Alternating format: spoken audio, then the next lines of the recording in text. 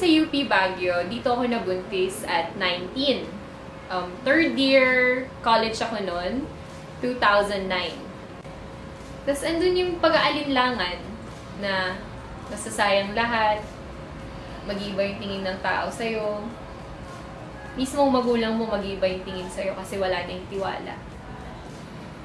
Pero pinilit ko pa rin tapusin yung pag-aaral ko. Mabot yung August, nanganak na ako. August 10. At ayun, andun ulit yung questions kung kaya ko bang palakihin yung bata na mabuti. Mahirap magkaroon ng baby na nag-aaral ka, na wala kang pera. Na hindi mo alam kung saan mo kunin yung panggatas niya. Hindi mo rin alam kung pwede ka bang humingi sa magulang mo ng pang-allowance mo. Yung iisipin mo lang is, uunahin mo yung baby, pero may marami ka pang iisipin kasi yung bata mo. Tapos, ang dami mong kailangang isakripisyo tulad ng social life. At 20 years old, may baby ka na, hindi ka pa nakapag-graduate, wala ka pang alam sa buhay. Pero ayan, may dala-dala kang baby, wala kang dalang diploma.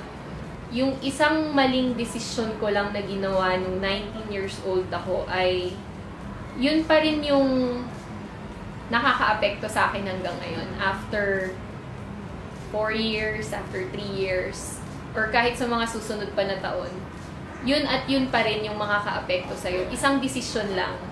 Nung bumalik ako from panganganak, naging supportive yung friends ko, especially my teachers, my parents, my grandparents, everybody.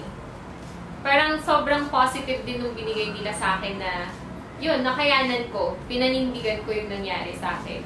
They kept on pushing me to move on, to move forward, not for them, not for me, but for Gab.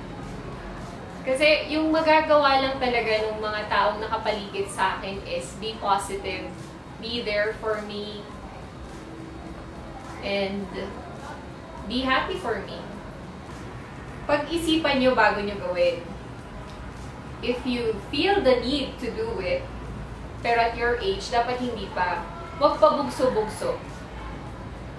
Pakinggan kung ano yung sinasabi ng magulang nyo kasi they know what they're talking about.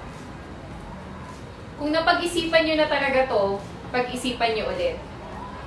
Kasi there's nothing wrong about thinking twice, thinking thrice. Kahit ilang beses pa yan.